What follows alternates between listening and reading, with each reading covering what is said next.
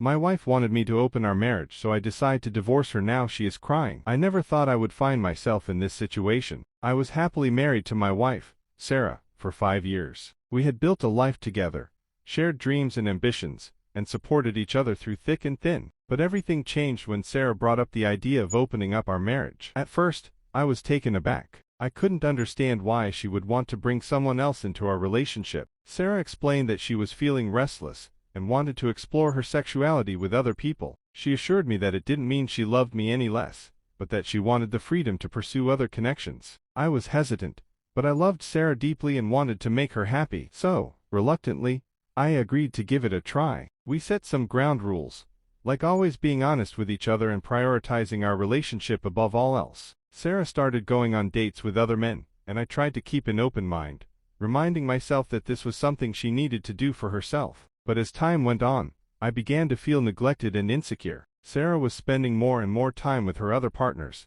leaving me feeling like I was no longer her priority. I tried to communicate my feelings to her, but she dismissed them, saying I was being selfish, and that I should be happy for her newfound freedom. It became clear to me that our marriage was no longer the same. The trust and intimacy we once shared were eroding, replaced by jealousy and resentment. I realized that I couldn't continue living in a relationship that made me feel so small and insignificant. One evening, after a particularly heated argument, I made the difficult decision to divorce Sarah. I told her that I loved her, but I couldn't stay in a marriage where I felt so unappreciated and disregarded. Sarah was shocked and devastated, pleading with me to give her another chance, but I knew in my heart that it was the right decision. As I packed my belongings and prepared to move out, Sarah sat on the couch, tears streaming down her face. She begged me to reconsider, promising to end her relationships with other men and focus on rebuilding our marriage. But it was too little, too late. I had made up my mind, and I knew that staying in the marriage would only lead to more pain and heartache. I hugged Sarah one last time,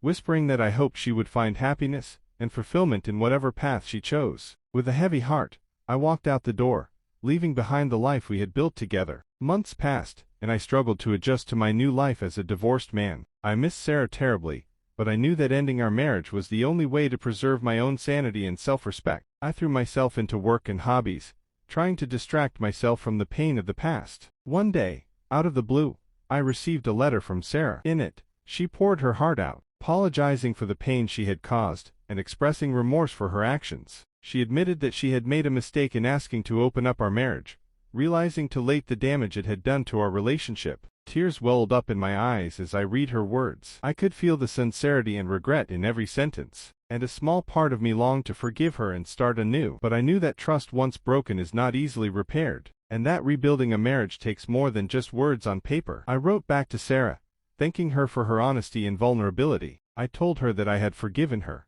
but that I needed time to heal and move on from the hurt she had caused. I wished her all the best in her future endeavors, hoping that she would find peace and happiness in her own journey. And so, our story came to an end. To souls who once were one, now walking separate paths, forever changed by the choices we made. I will always cherish the love we shared, but I have come to accept that sometimes, love is not enough to overcome the trials and tribulations of life.